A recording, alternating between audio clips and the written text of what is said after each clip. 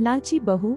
एक बार की बात है, एक शहर में एक परिवार रहता था जिसमें एक लड़का और उसके माँ बाप थे। वह बहुत अमीर तो नहीं थे, लेकिन उनमें प्यार बहुत था। कुछ दिनों के बाद उस लड़के की शादी हो गई। उसकी शादी सलोनी नाम की लड़की से हुई। वह बहुत लालची थी। वह अपने पति को किटी पार्टी में जाने के लिए बार बार नए कपड़े और गहने लाने को बोलती थी। उसके पति ने उसको समझाया कि अपने बराबरी वालों से ही दोस्ती करना चाहिए। अगर तुम महीने में 10 बार किटी पार्टी में जाओगी तो तुमको हर बार नए कपड़े और गहने कौन दिलाएगा। लेकिन वह अपने पति से ही झगड़ा करना शुरू कर देती थी और बोलती थी कि अगर मैं नए कपड़े गहने पहनकर नहीं जाऊंगी तो मेरी सहेलियां मेरा मजाक उड़ाएंगी। तुम ज्यादा कमाने की तो सोचते नहीं, बल्कि मुझे ही रोकते रहते हो। इसके बाद वह अपनी सास के पास गई और बोली, माँ जी, आप मुझे अपने गहने दे दीजिए, मुझे किटी पार्टी में पहन कर जाना है। उसकी सास हैरान होकर बोली, हमारे समय में बहू अपनी सास को गहने रखने के लिए देती थी, लेकिन तू मुझसे ही गहने मांग रही है। उसकी इन हरकतों से सारा परिवार दुखी था। एक दिन सलोनी की सहेली शिल्पा घर आई। उसने सलोनी की सास से सलोनी के बारे में पूछा। उनने बताया कि सलोनी पार्टी में गई है। शिल्पा ने सलोनी की सास से पूछा, आप इतनी दुखी क्यों दिख रही है।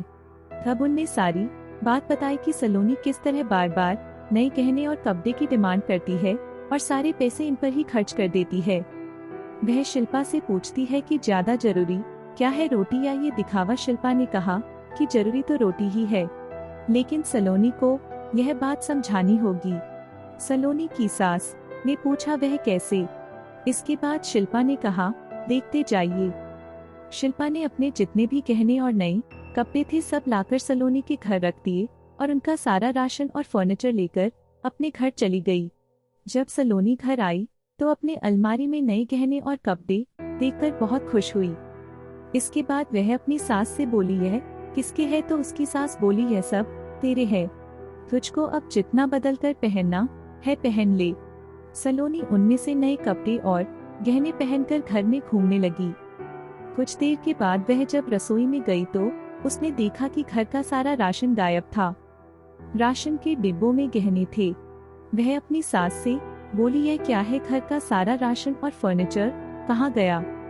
उसकी सास बोली, वह सब बेचकर ही तेरे लिए नए गहने और कपड़े लेकर आए हैं, अब तू इनको ही बदल बदल कर पहन। सलोनी बोली, लेकिन गहनों से पेट थोड़ी भरेगा, खाना तो खाना ही पड़ेगा। तभी सलोनी की सहेली शिल्पा भी आ गई। उसने कहा, जब पहले तुम्हारी सास ने तुमको समझाया तब तुम नहीं मानी, इसलिए हमने यह सब किया। अगर तुमको लगता है कि तुम्हारा पति पर्याप्त नहीं कमाता तो तुम खुद नौकरी क्यों नहीं करती। तुमको इन फालतू के दिखावे से बचकर अपने घर पर ध्यान देना चाहिए। अब सलोनी को अपनी गलती का एहसास हो चुका था। मॉरल ऑफ द स्टोरी, सीख, हमें फिजूल खर्ची से बचकर जरूरी चीजों पर ध्यान देना चाहिए। आपको यह कहानी कैसी लगी नीचे कमेंट करके बताएं और इसी तरह की रोचक और अलबेली कहानियां देखने के लिए इस चैनल को सब्सक्राइब करना ना भूलें।